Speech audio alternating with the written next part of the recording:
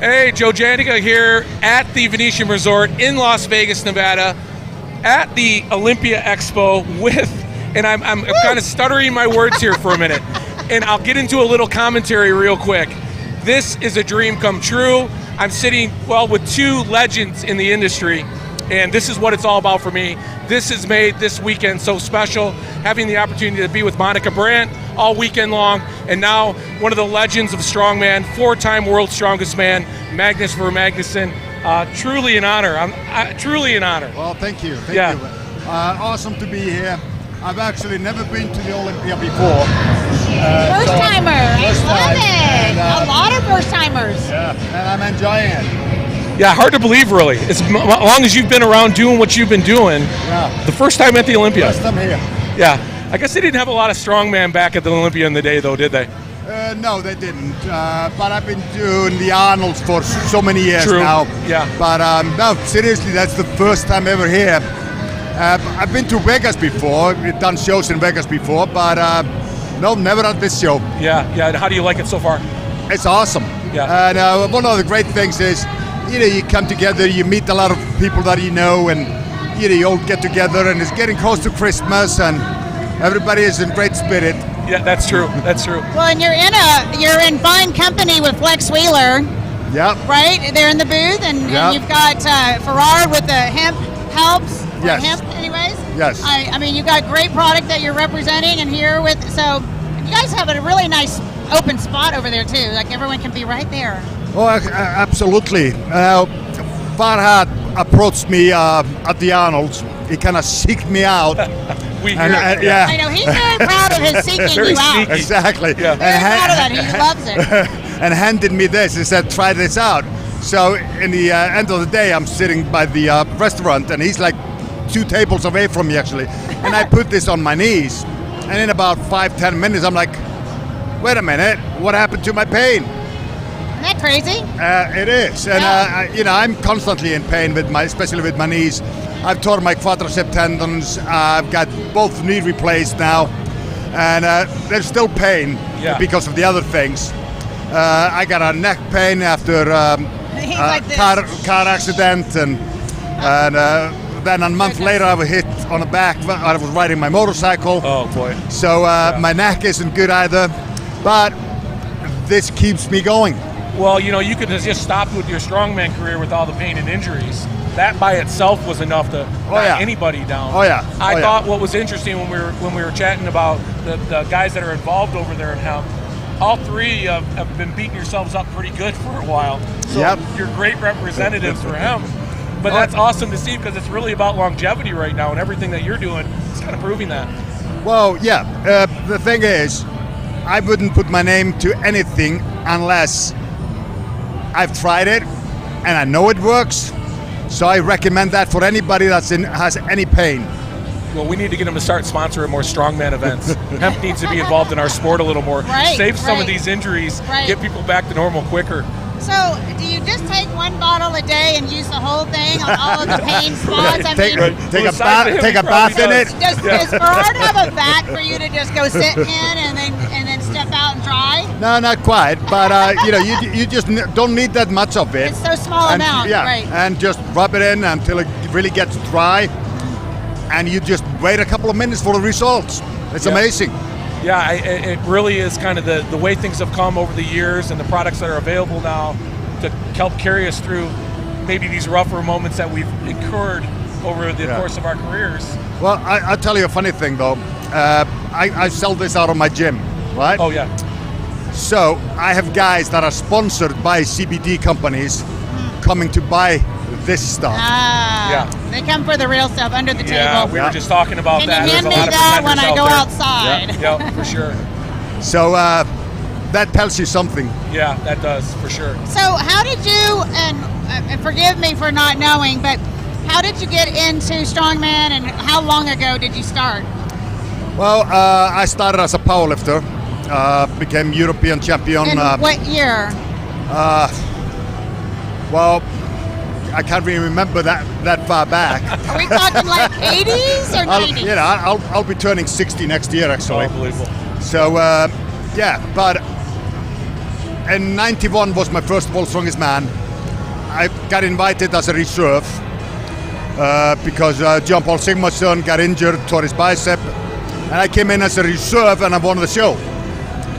So wow, that's awesome. well, nobody's going to repeat that. That's never going to happen again. No, never. Right. Never. But then I got second 2 years in a row. So I had to prove a point that it wasn't just lucky. Right. So I won 3 in a row just to prove a Wow. point. Well, you know, in Magnus for Magnusson, the name is synonymous with the sport of strongman. I know you know this. You've heard it enough. People coin your name in everything they talk about with strongman. It's got to just be a great, a proud thing. I mean, how does that make you feel?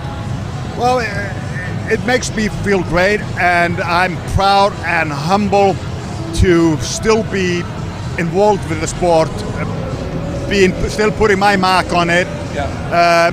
And it's great if you can earn a living or whatever out of your passion. You're still relevant. Exactly. Right, that's Very what I'm getting relevant, at. right? That's the word, it's not just relevant. probably the coolest name ever, Magnus for Magnusson. That is a cool name. But it's Well, relevant. at some point it was actually chosen. It got 3rd place as the manliest name in the world at some point. Oh, is that what it Yeah. was? Oh, I bet it did. I bet it did. You know, what I love about what you're doing now is not only are you a big part of all these big shows, and I Yeah. see you everywhere on Instagram and supporting the big shows, World's Strongest Man, Yeah. and then some. But now you've got your Magnus for Magnusson Classic, which you and I talked about briefly. Yeah. It's got the whole strongman world in a buzz. Everybody loves it. Where is that? Where's that? You held. In Iceland last month, November. Iceland. Okay. Cold, in the snow. I've been to Yes, Iceland. I yeah. was there for an appearance in 2010, Yeah, and yeah. they took me to a glacier, Yeah. and they bought me, or they didn't buy me, they donated a wonderful Icelandic Wool coat, sweater. a big nice coat. I Yeah. still have it today, Yeah, but yeah. I'm in Texas, so I don't use it that often. But when I do, I'm like, oh, it's so Oh, yeah, I warm. bet. And we got to go up on a glacier. I was there for a big expo in 2010, Yeah. and it was awesome. Yeah. It was Well, really it's, enjoyable out it's there. synonymous with strength sports, that we Yeah, know. yeah. That contest, of course, is just amazing, and I know a lot more people are probably already on the phone with you to try to get there for next year. Oh, I got people waiting in line trying to get Yeah. in there. Yeah. So what are we doing now, especially for next year? We had like 2 qualifiers already this year. good, yeah. We are creating more opportunities for people to qualify for it. But the main show will still be in Iceland in November with the elements, in the cold, in the snow, no matter what the weather Oh, conditions. I love it, love it. Show must go on, and funny enough, it's hard, it's hardcore, but everyone wants the chance to come back for it. Yeah. Oh. Yeah. How has the sport evolved over these years? Like, how much up level has it gone with everyone getting stronger or more capable of the events? And how have you had to change? It seems like every time you have a sport, people get better, better, better, and you have to keep up leveling the obstacles. Well, this sport has really, really grown since I started it, and out of the strongman has come CrossFit and a lot of other things. But the sport has evolved so well. Everybody's got atlas stones to train on. Everybody's So got true. equipment to Right, train on. right. I didn't have equipment to train on. Yeah. I just lifted heavy stuff. That's right. Whatever it was. Whatever it I was. would just sometimes just show up and see it at the day. I'm like, okay, Yeah. all right, so this was lifting. All right, Now there we go. it's so technical, I guess, because everyone's able to train. is true. It's Oh, yeah. like, yeah. Oh yeah. Oh no, the athletes now are better trained and prepared as strongmen. A lot of the things, a lot of the weights have kind of gotten heavier because you're specially trained as a strongman. Now, it's like I come from a powerlifting background, so we were all kind of powerlifters or level shot putters or weightlifters or whatever. That would just come together and compete in strongman. Right. But no, this is turned to a special sport by its own, which I like to actually call strength athletics. Yes. I like that. It is I like true. That. Yeah, Right. it really is true. I have 2 questions for you. One, the biggest defining moment for you in the sport, like the best moment that you. I know you had 4, but was there a special one? Was it the first one? Well, the first one was always special, but my second win was actually the hardest one on my body. Yeah. It was in Sun City, high up off sea level, in like an amphitheater. It was roasting. Yes. And it took me a couple of weeks to recover after that one. But that was my second victory. That was because of winning one and then coming second 2 years in a row, and then getting my second title. That like I said, I wanted to prove that I wasn't just lucky because somebody wasn't there at the first one. And then I kept coming back, and unfortunately I messed up in '92 in Iceland when it was held there. I should have won that year, so I should have had 5 titles if everything would have worked out perfectly. But I'll take 4. Last question for me. Your hardest competitor, the guy that you looked at as your nemesis. The toughest competitors I've been up against, one of them was Gerrit Batenhorst from South Africa. Unbelievable deadlifter. We had deadlift competitions in many of these strongs. He usually got the better of me, but not always. So it was between me and him all the time when it came to the deadlift. And he was the best deadlifter in the world in powerlifting at that time. A legend himself, So I actually left powerlifting before I got to my full potential there. So, there was, I could have done way more than that, but... We appreciate that, by the way. Thanks for leaving powerlifting. But I started concentrating on strongman, and like I said, I won the European Championships in powerlifting by far, and I was going to the World Championships, which I was won by a lesser total than the Europeans. Gotcha. And but I got invited to World's Strongest Man, and I did that, and I've never looked back. Yeah, that's awesome. So we had a coach in here, Nathan Payton, yesterday, and he's got 7 clients. 7 titles, right? 7 titles that he's coached people for.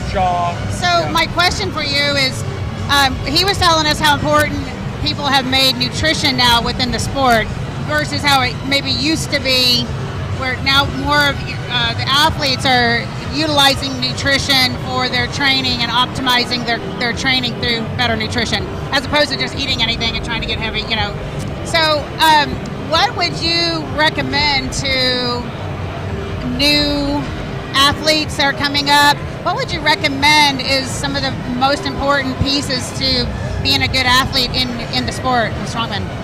Well, if you're talking about that, I pretty much ate anything I could get my hands on. I had problems putting on weight, serious problems putting on weight. I burned anything. I was eating 8,000 calories, 10,000 calories a day, and I still couldn't put on weight. Oh my gosh, that is so much food. Wow. What were you weighing at that moment? 285. That's it? Yeah. Wow. I mean, I think 8,000 calories, it makes me think like just 400 pounds or something. That's a lot of food. I could not. You had to eat all day long. Well, right, Joe? I actually had to have like energy drinks, like the like high carbs drinks to try to get. So you're drinking some of it too, right? Yeah, because I could not eat that much. You're chewing all that food. Yeah. 8,000 calories. You was a vegan at the time too. Yeah. Oh, yeah, right. But so 8,000 calories and vegetables. I would recommend now people to get a nutritionist, somebody that could really help them with, their protein intake, their carbs, how much of this, how much, because it makes a difference. It really does. And the training, the specifics, the knowledge with nutrition, which wasn't that great at that time, has changed, and that's one of the reasons we're getting bigger and better athletes. Yeah, true. It's good information. And there's just so many awesome athletes out there now, and everyone is trying to look for that, like, how to just get better. But Well, there's only Sorry. one Magnus for Magnusson. I know, right? That's it. This is great. I appreciate you being Right. here. Awesome.